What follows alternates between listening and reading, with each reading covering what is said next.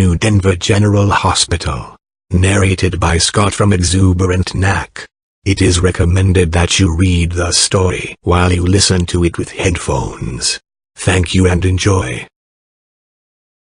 Up in British Columbia in the country of Canada, there was a general hospital in a small town called New Denver. It was a small town that serviced only about 200 people at most. It was near a municipal park that had many forest animals and tons of forest for people to explore. The hospital was opened in 1934, a little before the Second World War began. Once the Japanese bombed Pearl Harbor in the United States, Japanese Canadians were considered enemy aliens and were forced out of their own homes.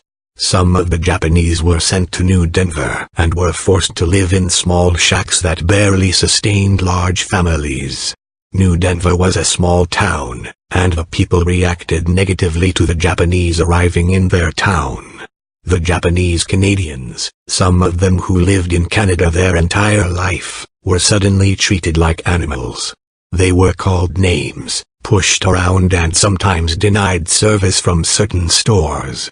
One day, there was a riot in the middle of town, with the Japanese fighting the Canadian citizens.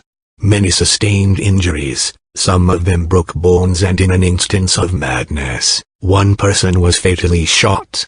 The New Denver hospital received patients immediately, and they worked night and day. The patients eventually fully recovered and were restored to full health. However, something odd happened as the patients left the hospital.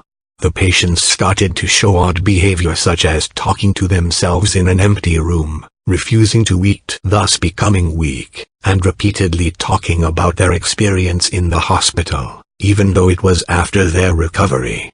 Eventually, it came to a point where many previous patients were starting to hurt themselves purposely. No patient would give a reason why, only mumbling incoherent sentences. The hospital was investigated as the rise of people hurting themselves reached a peak. Nothing seemed out of the ordinary, and the investigation ended with no results. But the patients became worse in their mental state, as they started to yell and scream in the middle of the night in their hospital beds. Then, out of nowhere, there was an incident in the hospital. One of the patients exited his hospital room and jumped out of a window, ending his life.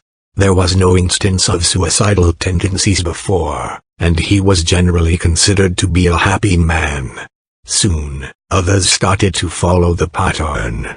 People were jumping out of the hospital in large numbers, and the investigative team returned with no results. Finally, a detective named John Norwitz stayed in the hospital for one night, to see if anything was out of the usual. He slept in one of the hospital beds until the crack of dawn. Suddenly, he was not the same person that he was before. He showed the same symptoms of the other patients, only in a much more schizophrenic manner. He mumbled and screamed at the top of his lungs for many nights. He disappeared suddenly, supposedly in the nearby forest. One night, an incident occurred. The building caught fire for an unexplainable reason, and the building collapsed in flames. The nurses and doctors inside perished, along with some patients who were suffering from the symptoms. Nobody knew why the building caught fire, or why it was so. All there was at the scene was a mention of a dark figure that stood outside the night of the fire. The case was dropped, and a new building was built a couple years later.